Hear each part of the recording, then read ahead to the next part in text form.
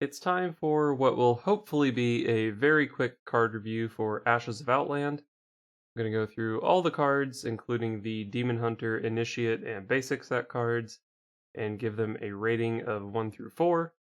A 1 star means I don't expect it to see play, 2 is fringe playable, maybe something that just barely comes up in Highlander decks.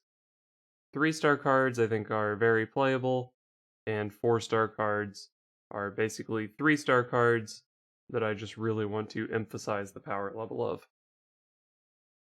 So we'll start with Demon Hunter, and I just want to say before I get into Demon Hunter, it's obviously the hardest class to evaluate, so my star ratings on these are a lot more about just the in a vacuum power level of the card rather than necessarily if I think it'll fit into a real deck, because it's so impossible to say what real Demon Hunter decks will look like compared to other classes.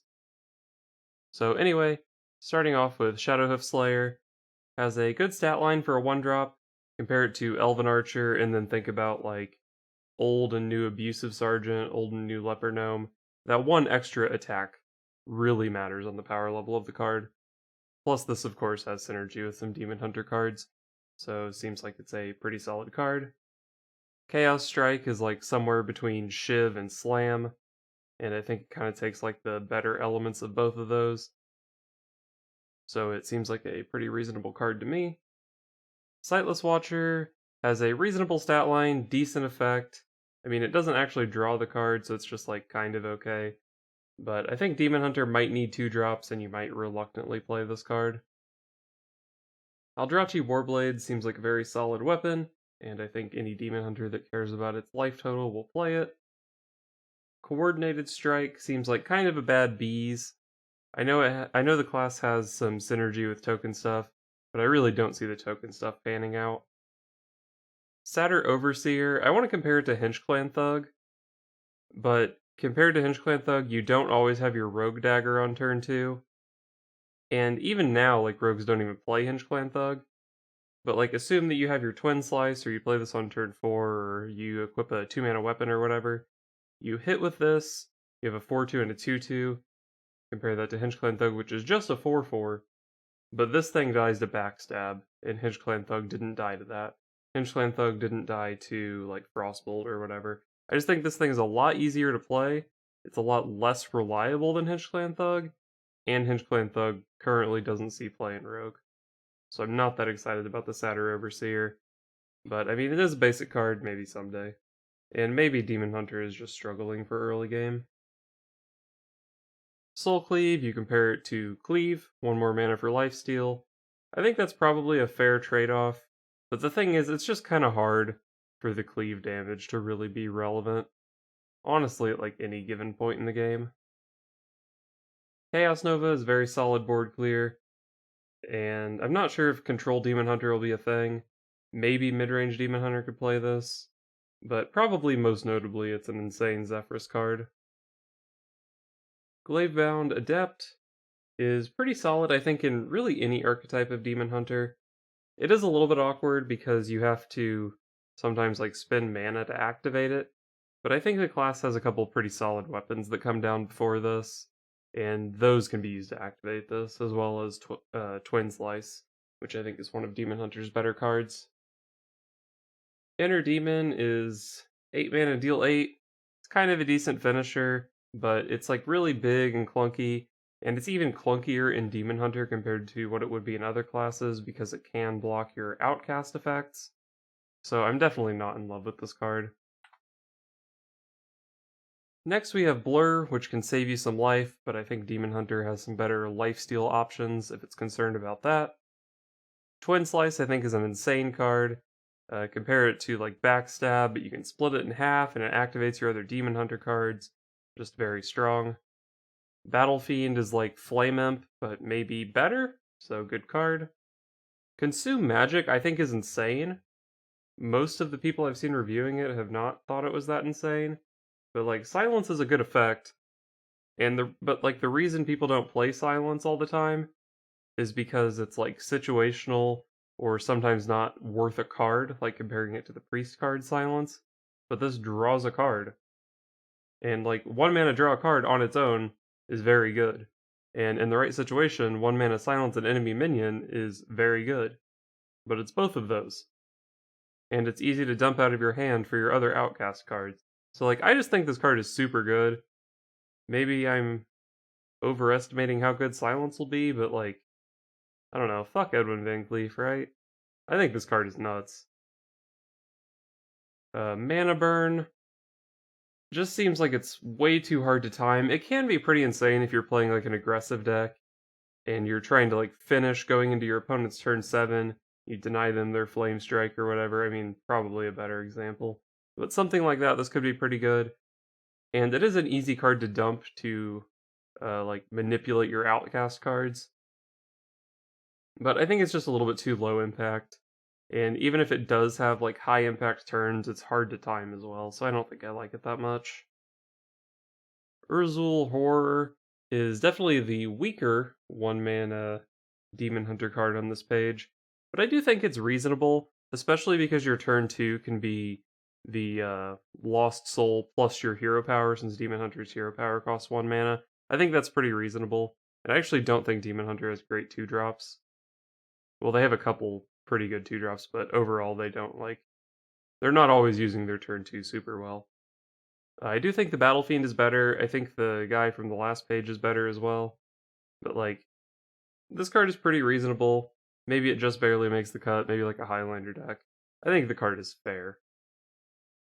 Blade Dance is kind of an AoE thing, but I think it's hard to really get that much damage out of this, and it's kind of hard for it to be hitting 3 relevant things. Like if you're hitting 3 things, then there's probably a good chance that your opponent's playing like lackeys or something, and this card isn't even that impactful. So I just think it's a little bit hard to use and not necessarily that efficient. Feast of Souls should be a strong card, but I don't really see the token Demon Hunter thing. And like if you're trying to be aggressive, the last thing you want to be doing is killing your own stuff. Like certainly very high power level on this card. Maybe some like crazy combo implications or something, but in general I think it's a bit too awkward. Next up we have Umberwing, which everyone compares to Muster for Battle, and I think that's a fair comparison. I think this card might actually be stronger than Muster for Battle, but it's close. I mean, obviously you lose a 1/1 and 2 durability, but it comes down to turn earlier. Whether it's better or worse, it's a very good card. Altruist the Outcast is kind of an awkward card, but I think the power level of it is high enough, and Demon Hunter has a lot of cheap cards that can make this pretty insane even on like turn 5 or 6 or whatever. Or you can just Twin Slice and maybe it's insane on turn 3. You probably... Well, it does go face too, so you might even play this in like a super aggro Demon Hunter, but it's a very good control tool as well. Next up we have I-Beam, which is fucking nuts. 0 mana, deal 3 lifesteal. I don't think it's that hard to use the Outcast. Like, I think Outcast, depending on how you build your deck, is pretty easy to use. But even if it's not that easy to use, like 3 mana deal 3 lifesteal is like kinda reasonable. And sometimes it costs 0. And I think every Demon Hunter deck cares about their health total at least a little bit. So like even aggro probably plays this, because it's also just an insane tempo card. Wrathscale Naga, like I said, I don't really have that much faith in the token stuff, and yikes, this is a 3 mana 3/1. Even if the token stuff is good, it's weird that you have to like trade stuff off, and then your uh bombs or whatever you call them can like mess up the way you were planning to trade, and sometimes you want it to go face, and so, it's just a weird card, I think. Illidari Fellblade is a very efficient card. I think a mid-range or maybe even a controlling Demon Hunter would be willing to play this. Highlander Demon Hunter, I think for sure would play this. So, reasonable card.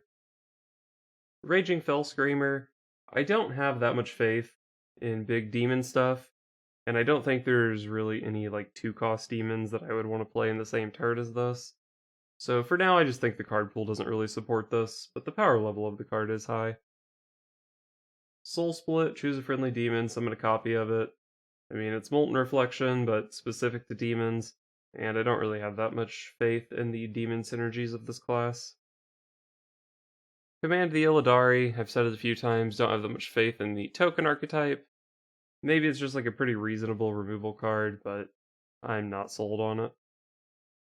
Wrathspike Brute is a pretty good defensive minion. I mean, 5 mana 2/6 is not a great stat line, but defensively, it's like a 3/6 at least. And if your opponent would normally want to be trading into it with like multiple lackeys, they can't really do that. Or even just like a couple 4/4s don't trade very well with this. So I think the card is pretty reasonable. If you're like Highlander or midrange or control, any of those I think would be interested in Wrathspike Brute. Flame Reaper is like kind of a good weapon. I've seen people compare it to the Warrior Death Knight, and the weapon that came from that was Shadowmourne. But the thing is, like, yeah, the weapon was one of the main uses of that Death Knight, but also the hero power on that card just straight up won some matchups like Odd Paladin, and obviously this card doesn't do that. Plus, I think the power level of the game is maybe higher right now. I don't know. Knights of the Frozen Throne is pretty nuts. But yeah, like, and also that card came with armor, and it was in a class that just naturally gained armor, rather than this class, which naturally kills itself. So, like, a big weapon that you're trying to run into a bunch of big minions or mid-sized minions or whatever doesn't seem that appealing to me. And it's a big clunky card that blocks your outcast effects. So I don't like this weapon all that much. Next we have Hulking Overfiend, which is like Batterhead, but probably better. So Betterhead. People don't call it Betterhead, I'm gonna be upset. Although wait, that kinda never mind. We're moving on. Hulking Overfiend. I do think this can like kill a lot of stuff on turn 8. It's pretty reasonable that it could kill like Shield of Galakrond or Togwaggle or just like a Vasive Feywing and stuff like that. But I don't have that much faith in the big demon stuff, and I think it's just a little bit too inefficient, even though it probably does often kill some stuff. Nethrandamus. I don't have that much faith in the token archetype, like I said. I mean, you don't have to be playing this with tokens, but you do need it to be in your hand. So, like, it's a terrible top deck, or even if you draw it on, like, turn 5, this is maybe summoning, like, 4 drops, and 4 drops don't seem super impressive to me. As far as I can tell, Demon Hunter also doesn't really care about dragon synergies at all. And again, it's a big clunky card that blocks your outcast, so I don't like it much. Crimson Sigil Runner. I was tempted to give this a 4 because I was comparing it to Kobold Lackey, but compared to Kobold Lackey, it's a lot harder to just work into a turn because like the outcast is not always going to be active, unlike Kobold Lackey that you just played whenever you had 1 mana. But with that being said, it's still a good card, and it's still like obviously something you're going to keep off the mulligan. If you build your deck in the right way, I don't think the outcast is that hard to use, but I think it's awkward enough that I couldn't quite justify giving it a 4-star. Furious Felfin is another very reasonable card. You play it on turn 2, or you wait until turn 3 to use it with your hero power and make it a 4/2. All around, just pretty solid, pretty reasonable. I definitely don't think it's like an insane card or anything, but it probably sees play in multiple archetypes, assuming they're playable. Immolation Aura is a pretty insane AoE. Deal 2 damage to all minions twice, so it's like Volcanic Potion with upside that costs 1 less mana. Now, I'm not sure if there's going to be a Demon Hunter deck that can play this card, but if there is, it's a very solid card. Netherwalker, on the other hand, is not a very solid card, but it's like fine enough that maybe the deck, maybe like a Highlander deck, needs an extra 2-drop. I think you could reasonably play this and not be that upset about it. Spectral Sight seems like a very good card to me. 2 mana, draw 2. I think if you build your deck in the right way, Outcast is not that hard to use. And the thing, like, if the Outcast on this card is hard to use, then you probably have cards in your hand, so you don't really need to draw. So, like, as soon as you need to draw, this card is probably easy to use. So I think 2 mana, draw 2, much of the time that you need it to be. It just seems like a good card. Ashtongue Battlelord, Sinjin with Lifesteal. I think Lifesteal on Ascension is pretty good. especially in a class that's going to be using its health total to trade into minions and stuff. So anything but aggro Demon Hunter, I think, would consider this. Kayn Sun Fury is pretty insane. I think if this was 4 mana 3/5 charge, it would still be playable, but then it also can ignore taunts, which makes it really good. But then it also makes your other minions ignore taunts.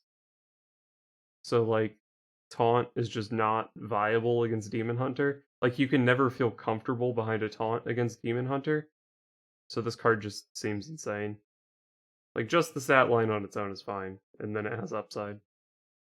Imprisoned Antain. A lot of people seem to think this card's insane. I think it's too slow for a dormant card. I actually overall think the dormant cards are pretty good, but this one, you play it on. It's 5 mana, do nothing, and you don't recoup that investment until turn 7. And then when you get your investment, it's like a random effect. This thing wakes up on turn 7 and shoots 4 missiles into an evil miscreant or something, and I'm pretty upset about that. And you definitely can't play this card in like a face hunter, but even in mid-range or control, it's just too unreliable and too slow. I really, really don't like this card. Metamorphosis, another card that I think is maybe being overhyped. I mean, you can talk about the implications of killing your opponent and all that stuff, but I really can't help but look at this as an Arcanite Reaper that requires 2 more mana to actually deal the damage. And that just seems kinda sad. I mean, it's not a terrible card, and maybe, like, in my mind, I'm too stuck in a Leroy Jenkins world, where I would look at a card like this and say, just play Leroy instead. So basically, maybe now, without Leroy, this kind of bursty thing is just better, but it seems not that good to me. Skull of Gul'dan is insane. I think it's gonna be the card that, like, carries Demon Hunter, and it's gonna, like, you're gonna be building your decks with this card in mind. It is a little bit weird because to make the Outcast consistent, maybe you want to play, like, cheap stuff, but then you want your Outcast to, like, the cards you draw, you want to be actually discounted by 3 mana. You don't want to be drawing into a bunch of 1-drops with this. So it's maybe, like, a little bit weird to build around, and maybe it can be kind of hard to play. It's a little bit expensive, but I still think the card's pretty insane. And, like, even if your hand is full, not quite full, but even if you have like 5 cards in hand and top deck this, you still make it a priority to just play this because, I mean, we've seen how insane the rogue deck is that doesn't pay mana for their cards. Skull of Gul'dan is pretty insane. Warglaves of Azzinoth. It's just kind of a clunky weapon. I don't really want to be attacking into my opponent's minions that much, I don't think. I mean, like, maybe it's a reasonable control tool, but coming down on turn 5 is 3 damage killing that much stuff. You can always buff it, of course, but I don't know. I just think, like, the cheaper weapons are better. You can only play so many weapons. It's not even that good of a card on its own, I don't think, so not a big fan. Spell Summoner, basically I just don't have that much faith in big demons. Other than Priestess of Fury, this card is pretty freaking good.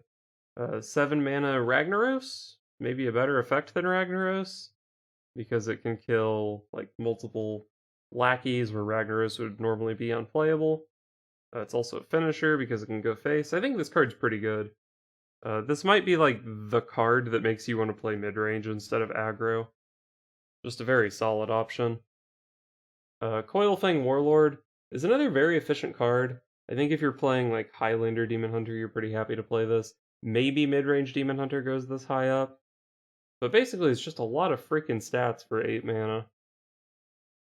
And finally, we have Pit Commander, another card that could potentially be a lot of stats for its mana cost, but I don't have that much faith in big demons. I think it's just a bit too slow. I mean, 9 mana 7, 9 taunts, like, fine. But then, like, what happens if you play your other Pit Commander and then your opponent just plays Flick, and then you're really sad? I don't know, I just don't think big demons are going to end up being that good. So that's all the Demon Hunter stuff. It's definitely the hardest class to evaluate. I think people are even overestimating some of the cards as well. My main problem is that it feels like this class has a lot of strong individual cards, but I don't know that it really comes together into a deck. Every time I was looking at lists or trying to piece something together, it just seemed like it was missing something. I mean, surely they're not going to introduce a new class and let it be bad. And of course, we've seen some pretty insane carry cards. But I don't know. I wouldn't be that surprised if Demon Hunter ended up being a bait. Skull of Gul'dan is freaking nuts, though. Alright, on to the Druid class, starting with Overgrowth. Gaining 2 mana crystals is pretty good. So I think this card's pretty good. I think maybe Embiggen Druid could play this. Maybe like a dedicated ramp deck. Probably not Quest, but maybe. And probably not like Token. But yeah, there's at least 2 decks that would consider playing this. Next up, we have some like Spell Druid cards, Glowfly Swarm, and Fungal Fortunes. I think you can pretty easily shift Token Druid into being a spell deck like this. For Fungal Fortunes, you can afford to only play like a very small handful of minions. And we saw like people played Book of Specters and Highlander Mage. If it discards 1, I mean it's still 2 mana draw 2, that's very good. Glowfly Swarm, I think it's very easy to get more than like 3 out of this. It's going to be better than Force of Nature most of the time, so I think it's a good card. Some more spells for the spell deck. Ironbark. I think it's just a little bit too low impact for what the deck wants to do. I'm assuming the spell deck is going to be like a lot of spells, which means it's going to be making a lot of tokens and stuff. And this little buff I don't really care that much about. And I don't think it's high impact enough to be played in like Embiggen or Quest or whatever. But Bog Beam does seem like a pretty reasonable card. 3 mana deal 3 damage is surprisingly fine, having seen Seal Fate in the meta. And yeah, if you have 7 mana crystals, it's 0 mana deal 3, which is very good. I think Quest could play this, and Embiggen probably won't, but the spell deck will definitely play it. It just seems very reasonable. Germination doesn't really seem like it finds a home. Like, the spell deck doesn't want to copy their treants or whatever. And, I mean, Quest Druid just doesn't really want to play a card like this. Maybe it's a combo card with Imprisoned Satyr, but I don't really see the combo thing. Like, yeah, you discount your Malagos, but this thing makes you wait. Like, you draw your combo and then have to wait 2 more turns to actually combo. I just am not that impressed by this card. It's also a random minion in your hand, so you have to, like, play around it. Maybe, like, the turn after you play this, you draw a card you don't want to discount, and you're, like, forced to play your hand in an awkward way so you can guarantee the discount. I don't know. I just think the card is awkward, and I don't think that there's a combo deck anyway, but maybe I'm wrong. Malagos Druid often finds a way. Next up, we have Archspore Mishfin. I just don't think this card's very good. 3 mana 3/4 taunt is not great. And I don't think the prime out of this is that great either. I think it's like 10 mana 9/9 or something. Or for 2 9/9s, but that's just not that impactful. Like, you're not playing this in Embiggen Druid because, like, for one thing, your big guy's not going to be Embiggened. And it's just like the upfront half is not that good. Doesn't have any synergy. I don't think you're playing this in Quest Druid because your big payoff cards like Ysera, King Ferris, Cenarius are just better than this. I just don't think it finds a home. I mean, it's not a terrible card, but I don't think it finds a home. Marsh Hydra, on the other hand, probably is a terrible card. Maybe you play it in Embiggen Druid, but like 7 mana 7/7 Rush is not that impressive. And I don't think there are any Druid decks that are really hurting for value. Finally, we have Ysil Windsinger, like Aviana but for spells. But the thing is, Aviano is good because of Coon, and there's nothing comparable to Coon for spells. I mean, like, yeah, it's decent with Nourish, but then, like, you can cheat out 2 more spells. You probably could have just played those with Nourish anyway, without this stupid 9 mana 5/5. And you can't even, like, cheat with Innervate, because Innervate costs 1. So yeah, just not a good, not an impactful card. So as far as Druid goes, I think Quest and Embiggen are both probably here to stay. I think a Glowfly Swarm, like spell token druid, could actually be pretty good. It's probably just a variant of the existing Treant token druid. That deck does lose a few cards, but it keeps a lot of pretty powerful cards as well. And there might even be like a dedicated ramp deck with Overgrowth because that card is pretty strong. So Druid's probably doing okay, even though they didn't really get any insane cards, I don't think. Next up, we have Hunter, and starting with Scavenger's Ingenuity, one of the cards that's really looking to carry the class. 2 mana draw a beast, give it +3/+3. Pretty efficient. I think I've been sold that you play a very small package of beasts in Highlander Hunter. This is pretty good there. I don't think it's going to go in like Face Hunter or Dragon Hunter or anything, but definitely a powerful card that could show up in multiple Hunter decks.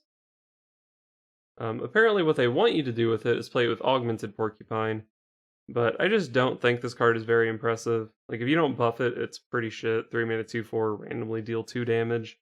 Not very exciting. I think buffing it, or like committing to buffing it, is pretty awkward. I just don't really think the card's that impressive.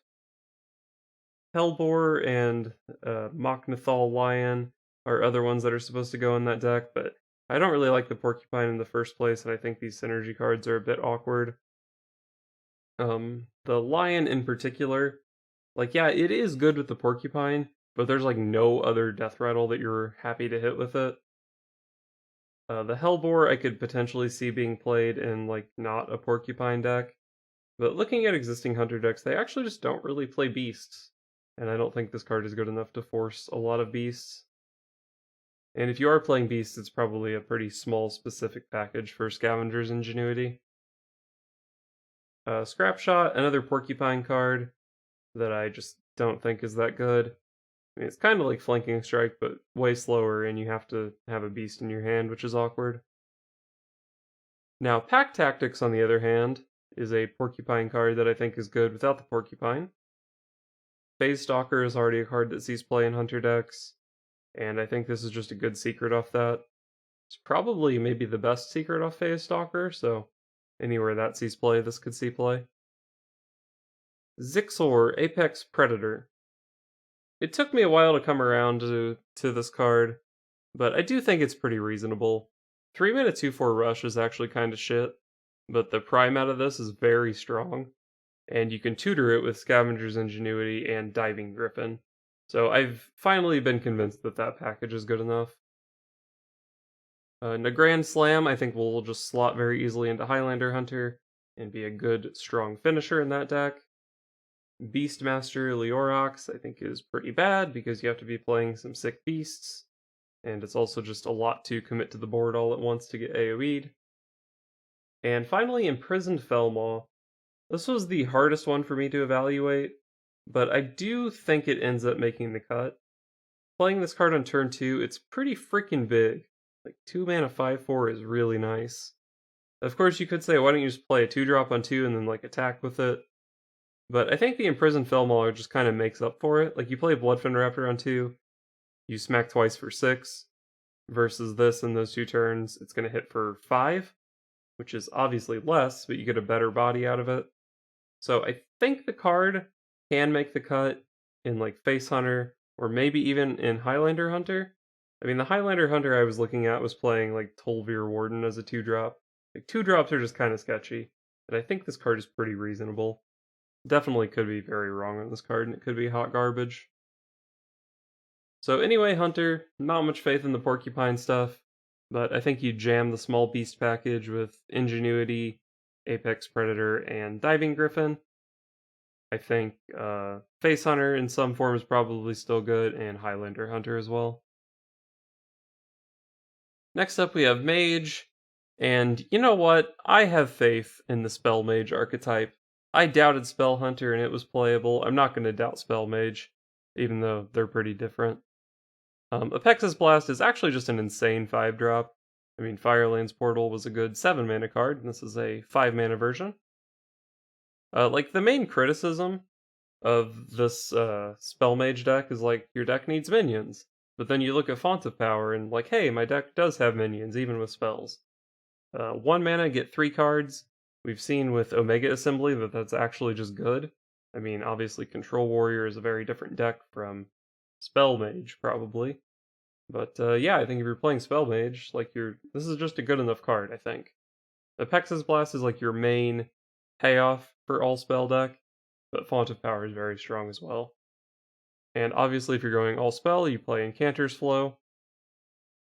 It's also kind of a reason to play all spells, but you could, like, if it wasn't for the other two, you could just go heavy spell instead of all spell. But the more spells you play, the better Incanter's Flow is, so another good incentive for the deck. Deep Freeze, I think, ends up just being a pretty good card in this deck.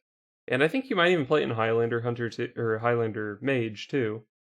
Compare it to Power of Creation. I think it's a pretty similar power level. It's just another good thing for the Tortolan Pilgrim and the Dragon Caster. I just realized that I gave Netherwind Portal a 1 star. I wanted to give that a 3 because I believe it goes in the Spell Mage deck. And I also think in other Mage decks, it's a good reason to play Ancient Mysteries, which is a good card that just didn't have enough targets. So Netherwind Portal, I do think is a 3 star. I'll probably forget to edit it and fix it. If I do forget to edit it, just know that it should be a 3 star, not a 1 star. Anyway, moving on to accurate star ratings, Evocation, easy 4 star. It's good in every archetype of mage. Every archetype of mage cares about getting more cards. Mage has a very diverse selection of spells, so if your hand is relatively small, you're likely to be getting, maybe some damage, some board clear, some single target removal, even some stuff that like makes minions or generates new cards. It's just a very, very solid card for only 1 mana. Astromancer Solarion is another pretty solid card. The upfront body is not that great, but the prime is very good. It's just a good, good control finisher, a good aggro finisher. Don't know how easy it is to draw into in an aggro deck, but it's just a good finisher all around. A solid card. Imprisoned Observer. This was another hard imprisoned minion for me to evaluate, but I think I decided that it is good enough to play. I think it's just so good on turn 3 against aggro that you play it in Highlander Mage and you're pretty happy about it. Compared to some other board clears, or like all other board clears, it does really suck in the control matchups because your opponent can just play around it by not playing anything. Like if you have Blizzard or whatever, that's not necessarily that good in a control versus control matchup. There's always a spot where you want to deal 2 damage to clean up some trades or something, and you can't really use this dormant card like this, or like that. But like I said, I think it's just so insane against aggro on turn 3 that I'm willing to play it in my Highlander deck.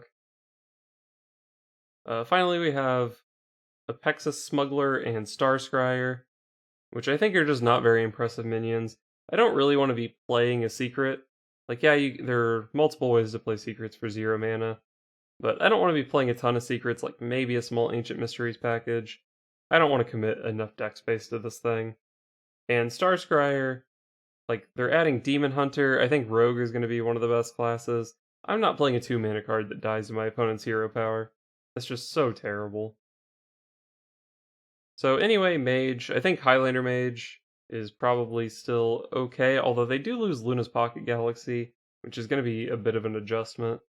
But I think they can adjust. I think they got some decent new tools. And I have faith in the All-Spell Mage. Maybe I'm being a bit optimistic, but some of the cards they got are pretty insane. Next up we have Paladin, and I can just evaluate all these Libram cards at the same time, because I think your Libram deck maxes out on all copies of them, and I think they're all pretty good. Just the Librams themselves have very good effects. The Aldor discount people, obviously you want to play those if you're playing all the Libram stuff. And Lady Liadrin goes in this deck. If I'm not mistaken, your Libram of Wisdom costs 0, and you keep getting it back and re-equipping it on your minions, and then you play Lady Liadrin and fill your hand with Librams of Wisdom, and then just every turn after that, you just play 7 of these, and you basically just hero power and make an 8/8 every turn or something like that. Isn't that a pretty insane late game?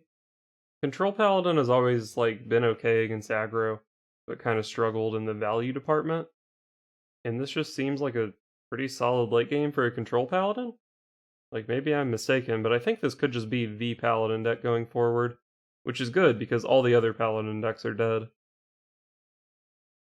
Hand of Adal, just a very insane 2 mana card.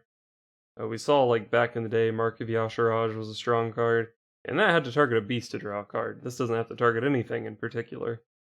The one downside is that Paladin doesn't really have 1-drops, But you don't have to play this on turn 2, it's just good whenever you play it pretty much. Next we have Murgurgle, which all around just seems like a pretty good card. It's kind of like a shielded mini bot or a shot bot, but then it has a death rattle that shuffles a pretty insane thing into your deck.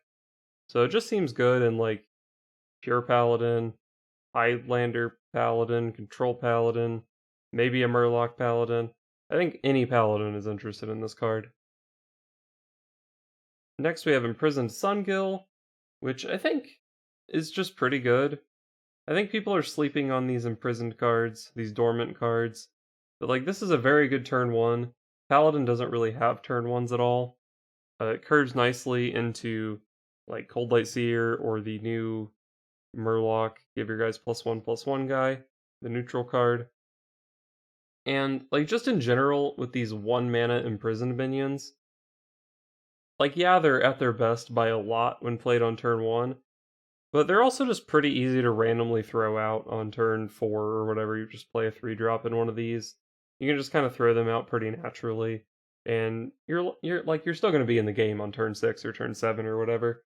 So even though they're like by far at their best on curve, I think they're fine off curve. I think people are overestimating how bad they are off curve. As far as like what deck you play this in, I think in Pure Paladin it's the only reasonable 1-drop. And like maybe full-blown Murloc Paladin is a thing. The deck doesn't lose too much, but it does lose Prismatic Lens, so it can't really be a tip the scales deck anymore. But maybe you want to play Murloc Paladin so that you can consistently play Hand of Adal on turn 2, target your Murloc Tidecaller or whatever. But are you playing Underlight Angling Rod in that deck? I'm not sure. It is like a reasonable card. I thought about playing it in Pure Paladin, but it curves pretty poorly into the True Silver guy, which is like the whole reason you're playing that deck. Like, is it fine in the Murloc deck? Probably, but it's a bit slow. I don't know, 3 mana 3/2 weapon is fine, but I wasn't really sure if I found a home for it since I didn't like it in Pure Paladin, and I do think Libram Pure Paladin is probably going to be the premier Paladin deck. Priest, we have another 1 mana dormant card. I feel pretty similar to this as I do about the Paladin one. Obviously it's insane on turn 1, but I still think it's pretty reasonable, pretty easy to get out of the hand later in the game. I think pretty much any priest deck that's not Res Priest is happy to play this. Similarly, we have Reliquary of Souls, which is a pretty good 1 mana minion. The Death Rattle is very insane. I think the Death Rattle on this card might be good enough that you could play it in Res Priest, and just be like a little bit sad when you hit the 1-drop off the res, but then you're getting another Prime in your deck, which is pretty awesome. And it's also just got a good stat line for buffy stuff, which it seems like Priest wants to do this expansion, is buffy stuff. I think my favorite part of Reliquary of Souls is that it's the only 1 mana legendary in Standard right now, so you can just get 4 copies of it in Shaman with Fist of Ra-Den, which is pretty insane. So I really like this Priest card in my Shaman decks. Next we have Dragonmaw Sentinel. Compare it to the Wormrest Agent, or whatever it was called. The thing that was this, but it got Taunt instead of Lifesteal. That card was pretty good. This card seems pretty good as well. I think Taunt is probably a little bit better on turn 2, but it's hard to say. They're similar power level. This is also just a 2 mana 2/4, which is a good buff target. Priest already has some incentive to play dragons, so I think this is just a solid card. Sethic Veilweaver is a far cry from Lyra, I would say. You need to be casting a spell on a minion, but this just gives you any priest spell, so it's not necessarily going to be easy to chain together over and over again. Plus, we don't have Radiant Elemental anymore, so I think this card is just not great. Like, maybe you get a card out of it, but I think I'd rather just be playing a better 2-drop, more resilient 2-drop. Next we have Dragonmaw Overseer and Apotheosis, 2 3-mana buff cards. And I think these are pretty good. They curve pretty nicely off of the Imprisoned Homunculus. They also curve nicely off the Dragonmaw Sentinel, and whatever other cheap priest minions you can play. I'm not super excited about the Apotheosis. I think the buff is a little bit weak, and I'm not that crazy about lifesteal, but it's still a turn 3 buff, which I think is solid. In whatever priest deck this is, I don't know if you're just jamming this stuff into like a Highlander priest or some sort of like Galakron priest, or if you're going full tempo, but I think the cards are good enough that you're playing some sort of like tempo buffy priest package in whatever deck, other than Res Priest. And Dragonmaw Overseer just seems like a very strong card. Maybe I'm just too attached to my Iron Senseis and Battlegrounds, but I think it seems solid. Psyche Split is another buff card, but I think it's a little bit too expensive. I think if you wanted to play this sort of like kind of expensive value-y thing, you would play Grave Rune instead. And I think that card is even like kind of awkward, and this one's worse. Definitely not. Definitely like a reasonable power level on the card though. Skeletal Dragon. It says dragon, so that's good for the few synergy things that Priest wants, like the Dragonmaw Sentinel, or their Cleric of Scales, or Breath of the Infinite, or whatever. And it's just a reasonable card. 7 mana 4/9 taunt is like kind of okay. Getting value at the end of every turn is obviously pretty good. Maybe you even play this in Res Priest. I don't think it's the most insane card in whatever deck it goes in, but I think it fills enough little roles and stuff that you're possibly going to see it played. Renew is a very strong card. 1 mana, discover a spell and get some health. Seems like good stuff for a control deck. And finally, we have Soul Mirror. I've seen a lot of people that like are underrating this card, and I don't know why. It's basically just Light Bomb, but better, right? Obviously, it costs 1 more, but it's a Light Bomb that doesn't kill the minions you already had in play. If it kills any of your opponent's Death Rattle minions, you get copies of those Death Rattles, and if anything lives, you get a copy of that too. So it's just like way better than Light Bomb for only 1 more mana. I just think Soul Mirror is a very good card. Priest, I'm not really sure what Priest is going to do. I gave a lot of credit to these buff cards, which is maybe a bit optimistic. If the buff package doesn't work, Priest might just not have a deck, because like Res Priest is losing Cloning Gallery and a couple of other really strong things, and there wasn't really another good Priest deck. But I have faith in these buffy things. The 1-drops in particular are very strong. Next we have Rogue, starting with a 5-card secret package. The 2 payoff cards for the secret stuff are very strong, but I just don't think you can justify playing a secret package. There's no, like, Arcanologist that draws the secrets from your deck, or Mad Scientist to cheat them out or anything. And generally, when you're not cheating with your secrets in, Paladin, Hunter, or Mage, if you're not cheating with your secrets, they're probably just not good. I mean, these secrets are reasonable. Bamboozle in particular, I wouldn't be shocked if it saw play, like even outside of a secret package. But like Ambush is also a pretty reasonable card, Dirty Tricks as well. But like the whole package coming together, I just don't see it. Even if Blackjack Stunner is a very insane card. I don't even think Shadow Jeweler Hanar is that good of a card, but sure, if you're playing a secret package, you play it. I think the biggest problem is that like Rogue's 2 decks, or maybe 3 decks, are going to be like Highlander. I don't think you can justify this package with only 1 of each secret. Galakron Rogue, which just doesn't have the deck space to play this stuff, I think.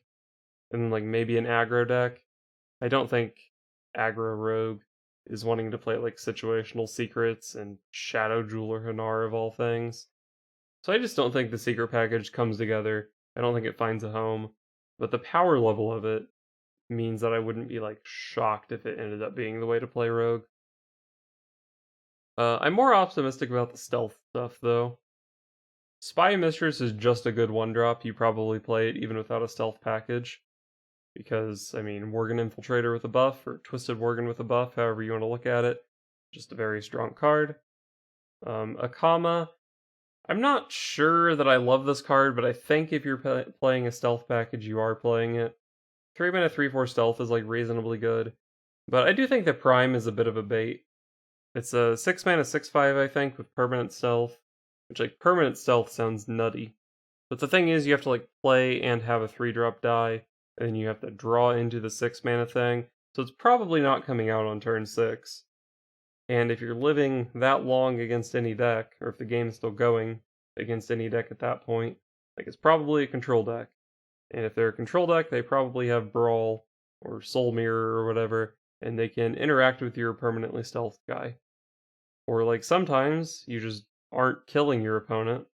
Like sometimes when you do draw the prime, your opponent still has health, and you have to trade with it, but it's terrible for trading because it only has 5 health. So anyway, I think the Akama Prime is like a bit of a bait, but 3 mana 3/4 stealth is fine if you want to be activating Greyheart Sage, which I think is the reason that you would be playing a stealth package. Because 3 mana 3/3 draw 2 is pretty insane. I think you might even be able to play the stealth package and Galakron Rogue, because they are losing a few cards, and they do have a few cards that I would be willing to replace.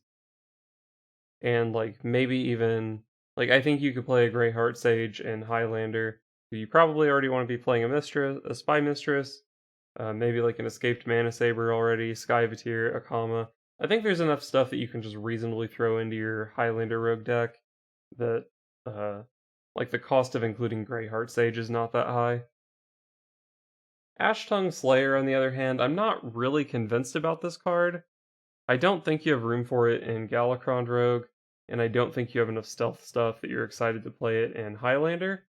Maybe it does end up making the cut there, but I'm not sure.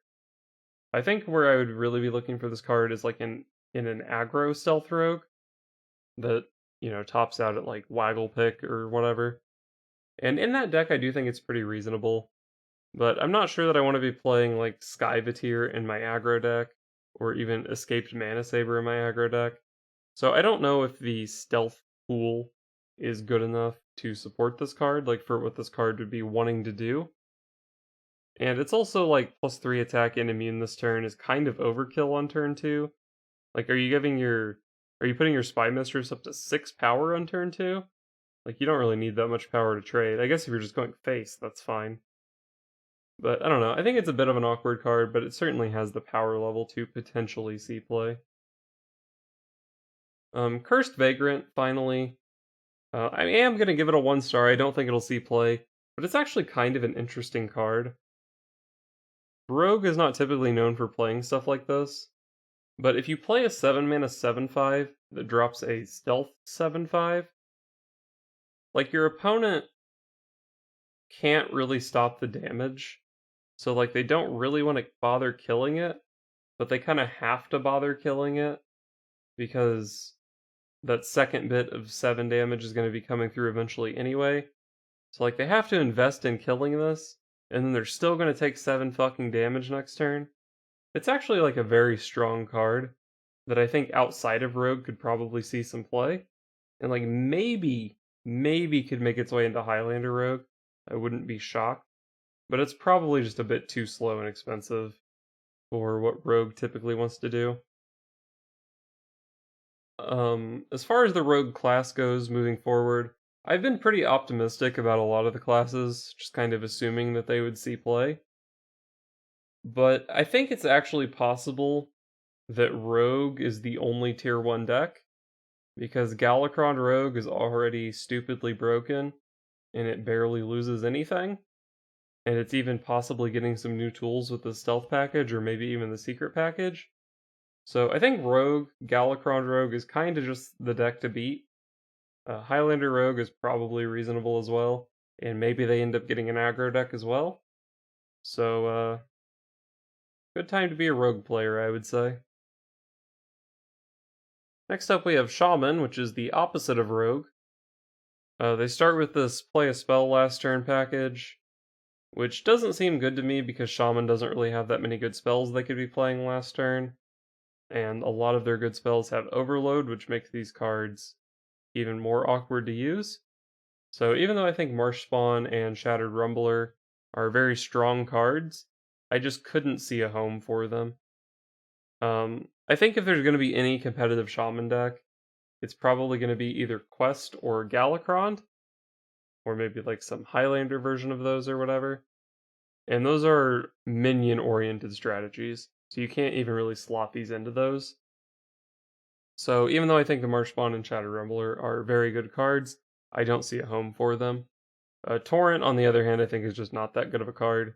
How often do you need to deal 8 damage to a minion? Not very often, I would say. Serpent Shrine Portal is a very good card. It's basically Flanking Strike, but it comes down a turn earlier, even if the total mana cost is the same.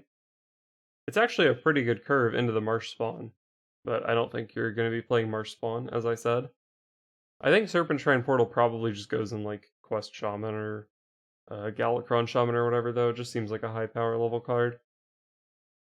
Totemic Reflection is a Totem Synergy card, so I think we can pass on that because totems are always bad. If you do hit a hero power totem, it's like you make 2/2/4s, which is reasonably strong, but like if this card is in your deck, your opponent's not going to let your 2 mana hero power totem live, so just too sketchy of a card. Vivid Spores is a lot of value for a 4 mana card, but I don't like a lot of Shaman stuff is Battle Cry stuff that's not great to get back with this. Or if you're playing like a Muckmorpher Shaman or something, how often is this better than Ancestral Spirit or Ancestral Calling or whatever the card is that's the 2 mana target 1 version of this? I think it's just it's too much. You don't need this much. Lady Vosh is one of the weaker prime cards, I would say. 3 mana 4/3 spell damage +1 is like pretty reasonable, but I don't know that Shaman really uses the spell damage super well. And like the prime, you have to like shuffle it into your deck and then draw it, and then when you play it, you still have to have 3 relevant spells in your deck. And I'm not even sure that I want 3 spells in my Shaman deck in the first place. So I think it's just like too slow, too unreliable. Like, yeah, there's great Malygos meme combos with it, but those are Malygos meme combos. Lurker Below, I think is okay. I think if Highlander Shaman's a deck, I'm gonna play Lurker Below. Dealing 3 to a series of minions, it's not the best AoE effect, but it clears out treants. It kills a lot of stuff that's in like Dragon Hunter. It clears out lackey boards. And I mean, as Shaman, you tend to have like lackeys and other garbage like that in play, so it's kind of easy for you to manipulate the math. The stats on this card are hot garbage, and I think that's really what's holding it back. It probably won't see play out of a Highlander Shaman, but if that's a thing, I think you play it, maybe semi-reluctantly. We end on 2 Evolve cards that I think are pretty good, because they go in Minion Shaman decks, which are the Shaman decks that I think might be competitive. The Bogstruck Clacker is just pretty good value. Even if you only hit like a totem, I think it's reasonable. If you hit 2 lackeys, it seems very good to me. Bogspine Knuckles, if you hit pretty much anything, seems pretty good. I mean, it's basically a true silver champion, but for 1 more mana, you get 2 evolves. You can curve it into like a corrupt elementalist or something. I think it's just an efficient card. So I think it'll see play, and maybe even Quest Shaman plays it, but like any sort of minion-based Shaman could play it. As far as what Shaman decks will be competitive, like I said, I have some faith in Quest and Galakrond, but honestly wouldn't be that surprised if there just wasn't a competitive Shaman deck. Or maybe it's just like Murloc Shaman or something that plays none of these cards. Actually, maybe Murloc Shaman could play the cards I didn't give 1 stars to. But yeah, Shaman is, I think, not in a great spot going forward. Moving on to Warlock, and we start with this nice 2-card discard package. 4 mana 5/5 Rush, I think, is pretty good. You might even just play this in Zoo, even without the Hand of Gul'dan. But you do have the Hand of Gul'dan, so you discard it and draw 3 cards. I think this, with Expired Merchant, is just a good package of Zoo cards, and this will be the direction that Zoo goes in. Imprisoned Scrap Imp is a card that I reluctantly am giving 3 stars to, but I think I've convinced myself it's good. It's pretty terrible anytime after turn 2, but I think if you play it on turn 2, you're gonna be winning the game pretty often. Because buffing your hand by +2/+2 and then playing like 2 or 3 or maybe even 4 minions on turn 4, basically getting like +8/+8 on your normal turn 4, I think is just pretty insane. And like, yeah, it's kind of a dead card after turn 2. Some of the other dormant minions, I was like, yeah, you can just throw them out whenever you have mana. This is a little bit too expensive for that, and the effect being delayed is like a way bigger deal. But you're playing Warlock. You can draw cards with Hand of Gul'dan or just life tap. I don't think it's that big of a deal to just have a random dead card in your hand on turn 4 or whatever. And like I said, I think on turn 2 this card wins you the game pretty often. Dark Glare is a pretty good spider tank with a huge upside and a demon tag. It's got some nice synergies with like Neverset Thrasher and Hero Power. It just has a lot of synergy, and I think it's going to make its way into Zoo. And it's also good with Canrathod Evanlock, which is Mech Warper but for demons. So just without the Death Rattle, I think this card is pretty insane because you play your 0 mana Flame Imps. But it does have a Death Rattle, and it shuffles a board into your deck basically. And I think as long as the demons that are dying this game are not 1/1s, if they're Flame Imps and Voidwalkers, I think the prime card of this is very good as well. So I think all 5 of these cards are just going in Zoo decks, and I think Zoo is actually looking very competitive because of them. Next up we have Shadow Council, which I was actually tempted to rate higher than 1 star. I think if you play this on turn 1, you're actually pretty likely to curve out decently with some buffed up minions. But I just think that the direction Zoo is going, it doesn't need a card like this. I think it has solid enough plays. And there's also, of course, the possibility that I'm overestimating how many like 1 and 2 mana demons there are. But it seemed fairly reliable. I just don't think Zoo needs this card. And I think if you're playing not Zoo, you'd rather just have the cards you put in your deck. You don't care that much about the +2/+2 when you're getting rid of removal spells and can't really back up the tempo. Next we have Kael'thas the Breaker. Warlock has played Siphon Soul. Seems better than Siphon Soul, so probably pretty good. And then of course it has the upside of sometimes being a 6 mana Twisting Nether that summons a 3/3. So I think the card is quite good, even without plot twist memes. Next up we have Enhanced Dreadlord, which I was somewhat on the fence about, but I think it's just a bit too inefficient. I think Warlock has some better options with like Abyssal Summoner and maybe even Arnasi Broodmother. They just have better options. Kartit Defender as well if you want to be healing. But I don't think it's terrible, and I think if, like, for some reason Darkest Hour Warlock is competitive, this card is pretty good in that deck.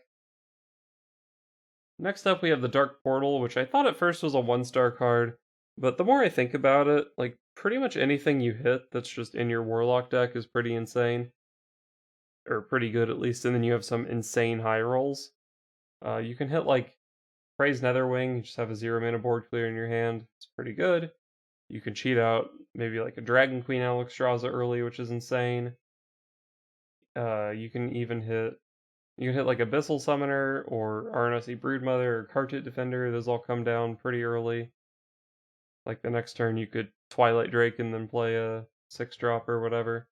And then like even if you hit like Zephyrus, I think you're pretty happy to spend 4 mana or spend like 2 mana to draw Zephyrus. If you're playing a Galakron deck, I think if you're hitting Invoke cards, you're pretty happy about that. So like even in the rare cases where you're not getting the full discount from it, I think you're still okay with it. But then when you are getting the full discount, it's just a very efficient card, and sometimes it provides you with ridiculous blowout turns on turn 5 or even on turn 4. So I think the card is just good. Like maybe it doesn't find a home, or maybe I'm overestimating how high you can curve your minions in your Warlock deck, but I think it's just pretty good in a handlock sort of thing. And finally we have Unstable Fellbolt, which I don't think I've seen any positive reviews for, and I don't really know why. One of the biggest issues with Warlock right now, with like Life Tap and Veiled Worshipper, is that you actually have a hard time just playing all your cards, and 1 mana deal 3 is like pretty good. It's good against, if your opponent's playing the Zoo Warlock, you kill their Flame Imp on turn 1. Or if they're playing Demon Hunter, you kill their Battle Fiend. Or it kills like a ton of stuff in Face Hunter or whatever. I think it's just 1 mana deal 3 damage in Warlock is a pretty good card, I think. So yeah, overall I think Warlock got some very good stuff. I think Zoo in particular is looking super threatening. And some sort of control Warlock could be good too. Although I think all of the control Warlock cards that I rated highly, it's possible that I'm overestimating all 3 of them. but at least they'll always have Zoo. Alright, final class is Warrior. First up, we have a 1-mana Dormant minion that I think is very strong. Warrior is losing both Towncrier and Eternium Rover, so it is actually looking for 1-drops, and this is a very strong 1-drop. Not much more to say about it. Same thing as the Priest thing and the Paladin thing. I don't think it's that big of a deal if you don't play it on turn 1, but obviously that's when it's at its best. Next up, we have Warmaul Challenger, which I think is just a good card.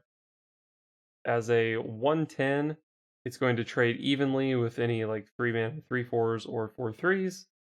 It has good trades against like any 2-drop or 1-drop, and probably leaves you with maybe like a 1/4, or even if it just leaves you the 1/1 in play. As a warrior, you care about just having a damaged minion in play because of cards like Bone Chewer Raider and Blood Boil Brute, and of course like Battle Rage and stuff like that. So it's just like a 3-mana removal card that leaves you with like a little bit of synergy thing in play, or even like something in play that can farm lackeys or Silverhand recruits or whatever. I think it's just a good, efficient 3-mana card. Next we have Bone Chewer Raider, which I'm a little bit skeptical about. There's the card like this, Gobble Glide tech, that wants you to have a mech in play, and that card is surprisingly not that good. So this card is also probably less good than it looks. Plus, I think the condition on this is a little bit more awkward to meet. But Risky Skipper is a card, so maybe it's not that awkward to meet. And, like, if you're playing, like, Highlander Warrior could be a thing. Maybe it's just a reasonable card in a Risky Skipper deck. But Blood Boil Brute, I think, is the better card in the Risky Skipper deck. Even if you're only discounting this by, like, 2, it's pretty efficient. And with the Skipper, it's not even unreasonable that you could pay, like, 1 mana for this card. I just think it's very big and very efficient. Sort of reminiscent of Mogu Flesh Shaper, although that of course was a little bit easier to activate. Next up we have Kargath Blade Fist, which I'm just not that impressed by. 4-mana 4/4 Rush is kinda garbage. We had Militia Commander, which was a 5/5 Rush, and that was in a Towncrier meta, and that card stopped seeing play. So without Towncrier, I think this card looks kinda bad. And then even the Prime, it's just like a big Rush idiot that gains some armor. I think normally by the time you're playing your big armor rush idiot, aggro games have already been settled. So this thing is giving you armor in your control matchup, which doesn't really matter. I think it's just not like most of the primes are good on one end, and then you're like accepting the other. I don't actually think this card is that good on either end of it. So 1 star from me. Next up we have Scrap Golem, which is a card I've seen a lot of people write off, but I think it's maybe okay. I do think it's better than Rotten Apple Bomb, because armor is better than health. Like, one of the things with Apple Bomb is you'd play a control matchup and not need the healing at all, but you always get the armor out of this. It's also a mech, which I don't think is relevant anymore, but it's a taunt minion as well, which means you can play it with Armageddillo, which is a card that has seen play in the past. I think maybe a control warrior could be playing a small taunt package, or maybe like a Highlander warrior could be playing a taunt package. We got some pretty reasonable neutral taunts as well. So I think this card might sneak its way into the meta, but it's certainly not an incredible standalone card. Next we have Blade Storm, which just seems very good to me. It can single target remove like a 12/12 or whatever, or it can kill a zoo board or something like that.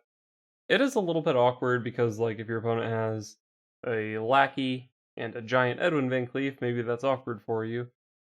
But your warrior, you can probably deal with the Lackey and then just kill the Edwin. Or you can, if the board is more like evenly sized, you can just kill a bunch of things and then, finish off a Shield Slam or whatever. So I think the card is just pretty reasonable. I was actually tempted to give this 4 stars, but it is a bit awkward of a card. Next up we have Sword and Board, which I'm actually going to give 2 stars to. I don't think it's that bad. I'm looking at both Zoo and Demon Hunter to potentially be strong decks, and this thing is a nice turn 1 answer to Flame Imp and Battle Fiend. It's also just kind of a reasonably effective card on its own. It is a little bit low impact for Control Warrior, But I think you can afford some cards like this, and if you're playing against aggro, I think the card is actually just kind of good. I don't know if Control Warrior is a thing, maybe Highlander Warrior is a thing, and even in those decks, like it's not guaranteed that this card would make the cut, but I think you consider it. I don't think it's terrible. Another card you consider in those decks is Bulwark of Azzinoth. I don't think it's just a generally good card, but it's very strong as an anti-combo card, or even just against like Embiggen Druid, this thing could heal you for so much. Like yeah, Druid can just hero power and remove one charge of this, but what are they doing? Like hero powering you 4 turns in a row and not hitting you with a big minion? Like you're just pretty happy about that, I think. So I think in certain matchups this card is actually just very effective at healing you. Does Warrior need the healing? It's a little bit hard to say, but I think it's a reasonably strong tech card depending on the meta. Probably not great against, like, Zoo or Lackey Rogue or whatever, though.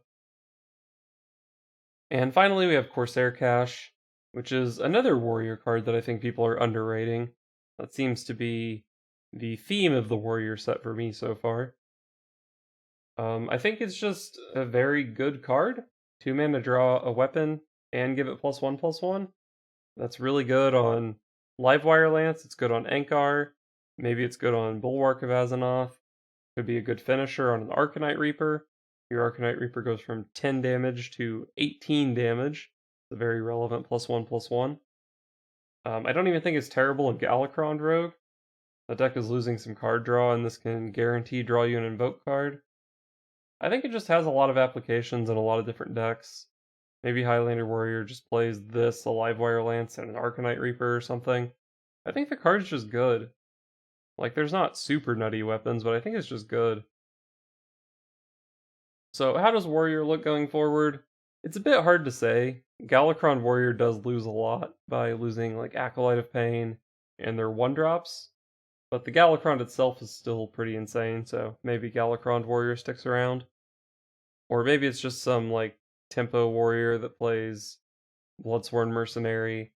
Maybe Control Warrior, maybe Highlander Warrior. I think there's a lot of decks that have potential for Warrior. They didn't really get anything forced, so it's still pretty open-ended on what their archetypes are going to be. And we're finally on to neutral cards. Hopefully we can go through these even faster.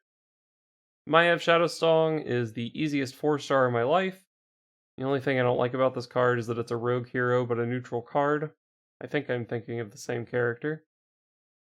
But yeah, like any deck that would have considered playing Spellbreaker, this card is just way better. You remove a thing for 2 turns, and often when you play this, the game's going to be over in 2 turns anyway. Deals with big idiots, deals with taunts.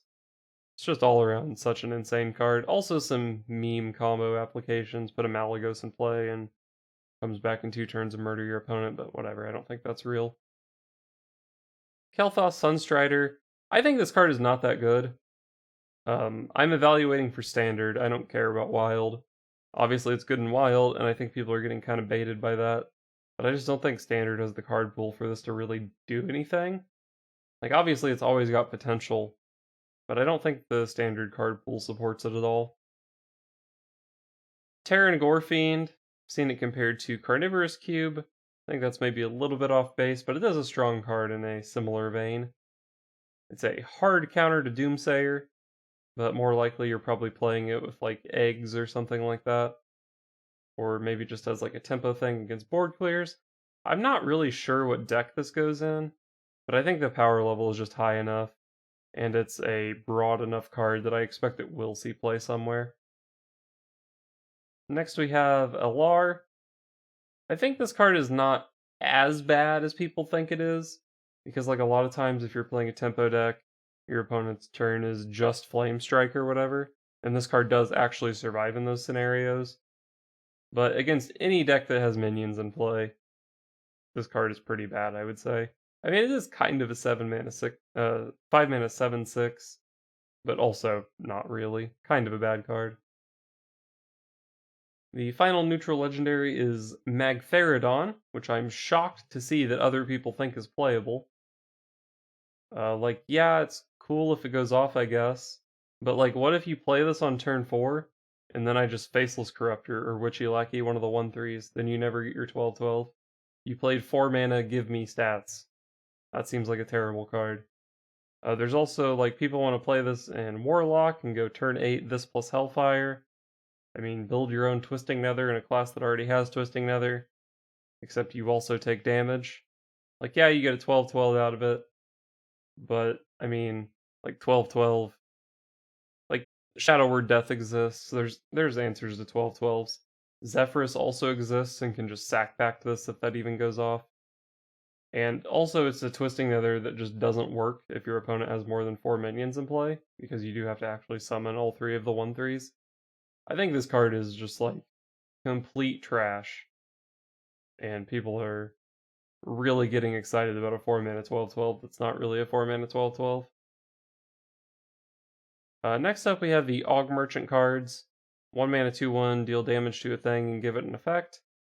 That is pretty strong, but I think the other two are just kind of outclassed by Guardian Aug Merchant, which is a card that I expect we'll see play in tempo and aggressive decks, because give your thing Divine Shield so it can trade is pretty nice. Next up, we have Infectious Sporeling, which is, not great. It turns your opponent's thing into a spore, and then they can turn your thing into a spore. It's a 1 mana 1/2. It's kind of cute, but it's not good. Next we have Soulbound Ashtongue, maybe a synergy card for Dark Glare Warlock, but I'm not too impressed by it. Like, it's not like everyone was playing Crystallizer in this past meta, so one more stat for a significant downside I'm not into. Bone Chewer Brawler is not a very impressive card, but people have unironically played Amani Berserker in their decks, and I think this is slightly better. Maybe some decks are just super desperate for 2-drops and could play this. Next we have Imprisoned Vile Fiend, which I think I finally talked myself into saying is a good card. It is, like, it does have the rush, so it's only dormant. Like, you get the payoff of it sooner than some other dormant cards. And, like I kinda said with the Bone Chewer Brawler, 2-drops in the game are not super good. I could see Highlander decks playing this. I think it's pretty reasonable, but I might have baited myself into giving a 1-star card 3 stars. Next is Moarg Artificer. You play this on turn 2 and your opponent backstabs it and you're very sad. Other than that, you're maybe like holding it for turn 9 Flame Strike. I think it's just a bit too situational and a little bit too awkward to use. Maybe Quest Druid plays this because like Swipe and Starfall both benefit a lot from it. But in general, I think it's just too awkward of a card. Rustsworn Initiate, 2 mana 2/2, make a 1/1 is like pretty reasonable. I don't know why the 1/1 has spell damage, but I don't think it's good enough stats. I'd probably rather just play Hogsteed. Blistering Rot is like Echoing Ooze, but for 1 more mana for some reason. Like, it can repeat, but it's not ever going to repeat. Frozen Shadow Weaver, I think, is an okay card that maybe Highlander decks will look at. It's a reasonable stat line, it's an annoying effect. You can, like, ignore your opponent's thing and just go face, but certainly not a standout incredible card. Overconfident Orc, I think, is a pretty good card, though. Probably sees a lot of play in Highlander decks, maybe a couple others. Maybe in the Warrior deck that plays the Rotten Applebomb card and Armadillo. I do think it's, like, not that great because your opponent can just run a Lackey into it and then it's a 1/5, which is very unimpressive. But in general, it's a solid enough anti-aggro card. And maybe, unlike Tar Creeper, that won't also be an aggro card. Who's to say? Terrorguard Escapee is like kind of a 3 mana 3/4. If you hate Res Priest, maybe you play it. Burrowing Scorpid, I think, is pretty reasonable. You can kind of compare it to Baited Arrow, which I thought was going to be a trash card, but ended up seeing some play. I'm not really sure where you play this. Maybe like Stealth Rogue, or maybe just Highlander decks are okay with this, or maybe Quest Shaman or something. It's a broad enough card that I think maybe it could see play, but it's not a standout anywhere. Next we have Disguised Wanderer, which makes a 9/1 minion. Oh man, I thought about this card for so long because 9/1 is so freaking big. Like, normally the problem with 1 health minions is that Rogue just hero powers into them, or Druid, or now Demon Hunter just hero powers into them. But like, if your 4-drop is a 3/3 that deals 9 damage to your opponent, is that really that bad? I think this card is actually pretty good in some matchups. But then in other matchups, your opponent has a lackey in play, and they just kind of run into it.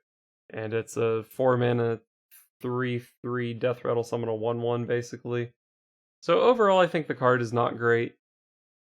But if someone gets freaking smacked for 9, they're not happy that they were just able to hero power down your Death Rattle guy. God, I was so tempted to make this my hot take of the set and just give it 4 stars. But I couldn't quite justify it. Felfin Navigator probably goes in your Murloc decks. Our Murloc deck's going to be good. Probably not, but Shaman has a chance of it, Paladin has a chance of it. And this card is competitive, I would say. Replicatotron, so if you're just hitting a 1/1, it's kind of like a 4-mana 5/5. Not great. If you have buffs on this, it can be pretty insane, but I think it's kind of hard to buff. And if you want an effect like this, maybe you'd rather just play Faceless Corruptor anyway. And also, I think like all of the mech synergy is rotating out, so that's not really important. But if you can buff it, it's probably pretty insane.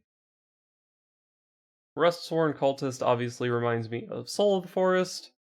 Soul of the Forest is not a great card, but maybe if it was neutral, it would see some more play. I wouldn't be shocked if this ended up seeing play somewhere. My main problem with it is that the Bloodlust class and the Savage Roar class already have comparable but probably better cards. Not sure if any other class cares about this effect, but it is a good effect, I would say. I'm just not sure where it's going to see play. It might actually just be better than Soul of the Forest because you get something up front, and generally just on the Death Rattle you care about playing Savage Roar or whatever. So maybe this actually sees play in Druid over Soul, or over Soul of the Forest, but I kind of doubt it. Ruststeed Raider, 5 mana, kind of a 5/8 rush with Taunt.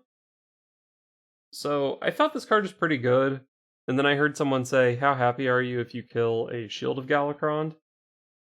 You both spent 5 mana, you got a 1/4, and your opponent got to invoke. I feel like I'm losing on that trade, so that kind of made me feel like this is probably not a good card. It could be something that sees play in Highlander decks, but generally Highlander decks are struggling for cheaper cards, not so much like 5-drops and stuff, because that's when the flashy class cards start coming into play. So I don't really think this is going to find a home. Waste Warden, I think, just seems like a very solid tech card. If there's like Murloc decks, you play this. If there's Beast decks, you play this. If there's not, you don't.